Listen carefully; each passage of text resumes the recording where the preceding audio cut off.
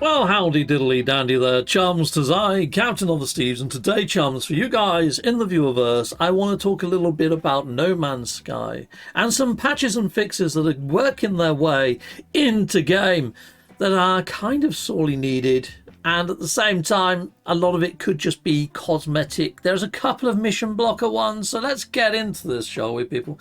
Let's jump on over into the Tinterwebs. So here I am over on Martin's page over on the Twitterverse. Now, Martin Griffiths is actually an engineer programmer for No Man's Sky, and he specializes mainly in the visual elements, you know, like the reflections on water and how lovely the game looks is partly in thanks to a Martin Griffiths. So anyway, scrolling down on here, Martin has actually put out a little bit of insight into how they went about fixing something. Okay, so here we are. One of the bugs that has proved quite tricky to fix is now resolved in our current experimental build. This should make its way into No Man's Sky 5.74.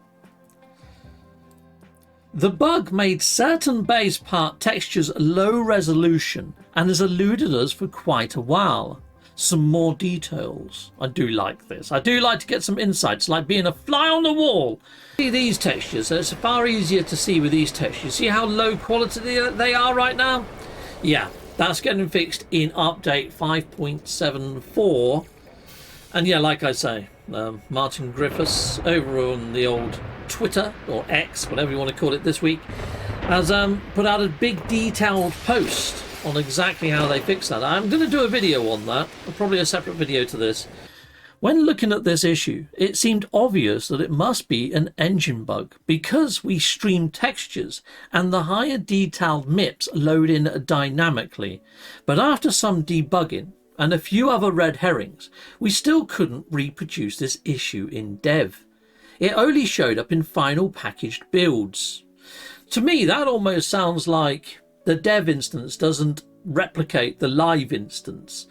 But that could be down to a lot of things like the actual platform that it's being put out to and the amount of graphics cards they've got. I can imagine this being something that's a little bit elusive. But what I would say is it's only just started happening inside of the latest update. Now, what was the biggest thing that came across in this update bundle? It was Nintendo Switch. So I think I would be looking, hopefully they do their patches in sort of like update sets. So they'd have an update set for predominantly the Switch, an update set for VR. I would slowly roll back each of those packets until the issue disappeared on test, well, in the live system. Or maybe they got a pre-prod, who knows. But anyway, after quite a lot more digging, it turned out that there was no engine bug at all. And the issue was with the build system. With our growing number of platforms, some changes to our automated build system exposed an issue with the staging area for the sizing and compressing of textures.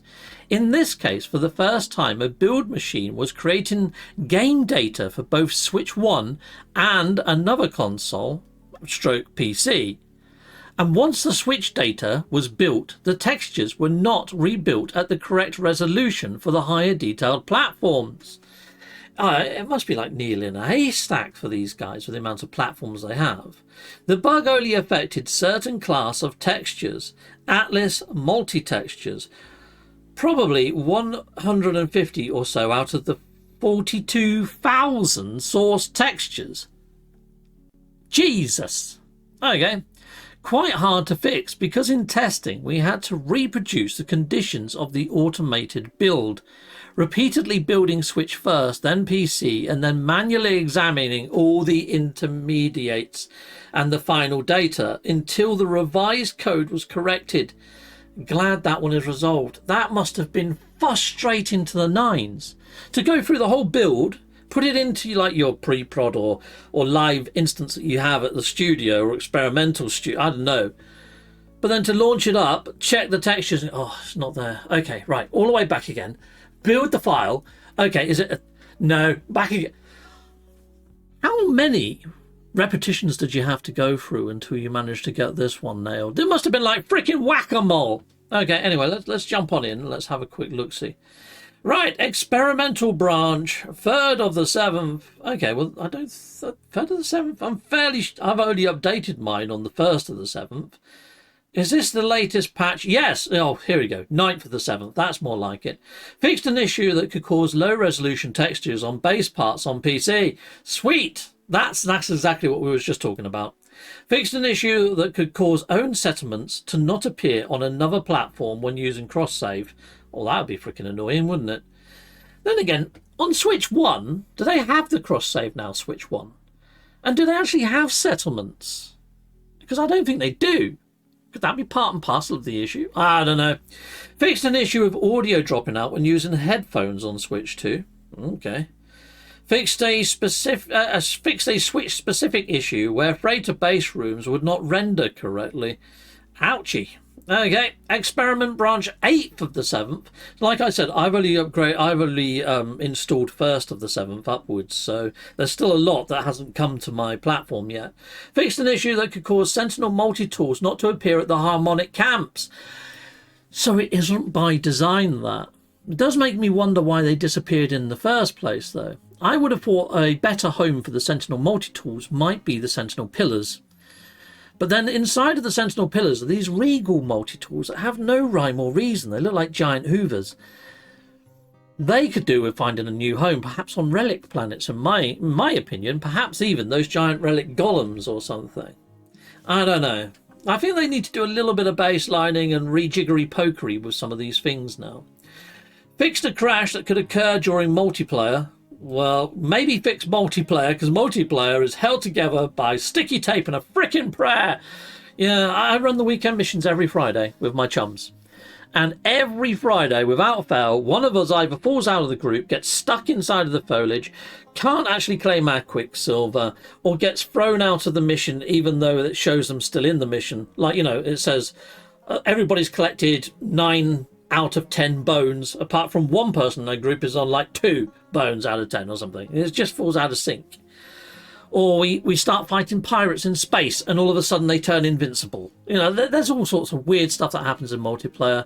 Or we start a mission to pick up like activated idiom, and when we land on the planet it's actually pick up poo, and as soon as we get out of our ships someone's already got the poo inside their ship, the Fecium, and it completes the mission. Well, okay, well that was a fun 10 seconds for a mission. You know, free Quicksilver, but it should be reworked. It shouldn't happen like that, should it? Fixed an issue that caused parts of NPCs to go invisible when interacting with them on Nintendo Switch. It seems like most of these fixes seem to be around Switch and Nintendo Switch, and things not being layered right. Somebody in my comments the other day said it feels like spaghetti code on top of spaghetti code. I don't know whether that's the best analogy, but it's not a bad one. I kind of feel because there's so many platforms, so many different graphics cards, so many sort of deviations in what people use these days, including even Linux now. I imagine it's just a very big headache, a bit of a maelstrom for Hello Games to look after No Man's Sky. The better question would be, have they decided from all of this additional work for all these different platforms whether maybe the launch for Light No Fire might be limited to maybe just next-gen PC at first and then scale it out rather than go all guns blazing and put it out on everything? We'll have to see what happens there. I am kind of hoping that Light No Fire might have a VR mode from day one, but we'll see. Experimental branch, 4th of the 7th, fixed an issue that caused a number of missions to restart on existing saves. We recommend any impacted players resume play from backed up saves.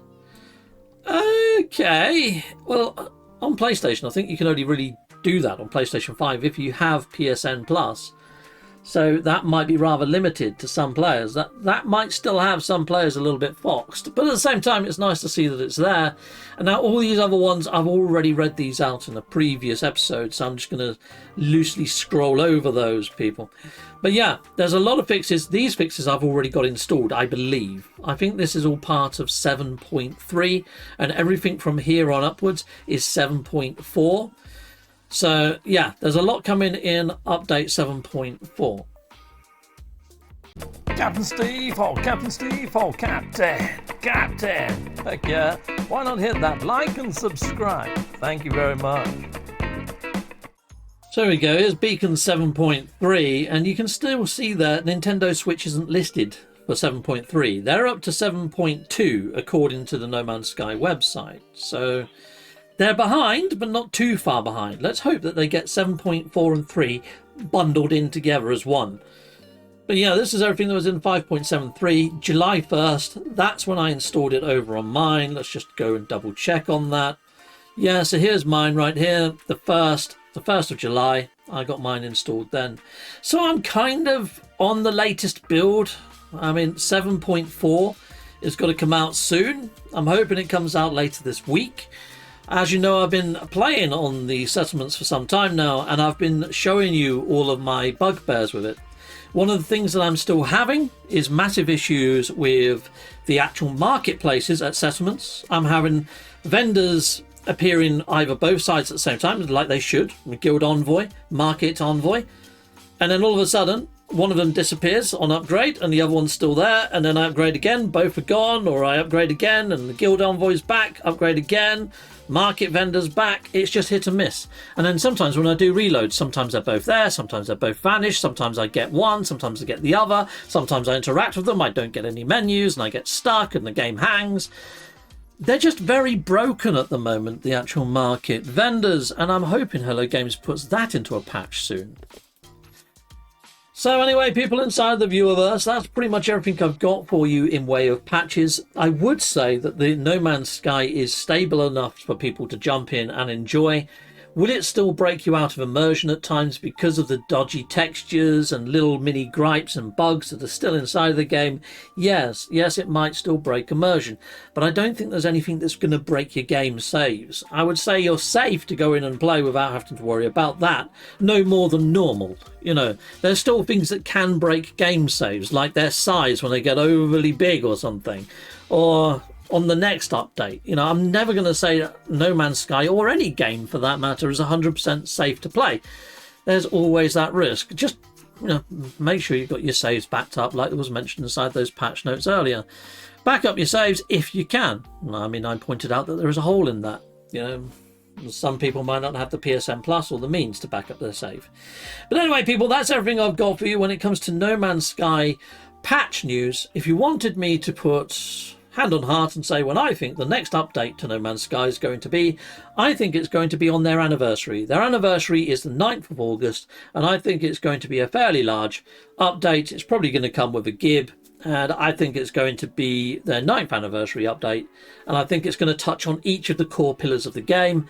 And I think it may even introduce things into these new purple systems, perhaps even some of the elements of the cursed. But then part of me thinks with Halloween then coming this October, and Hello Games liking to put creepy stuff in during Halloween, I think they might hold that cursed stuff back, maybe even the Void Mother lore and storyline back, and hold on to those things until the October. And I'm wondering whether we might see something equally as cool this October.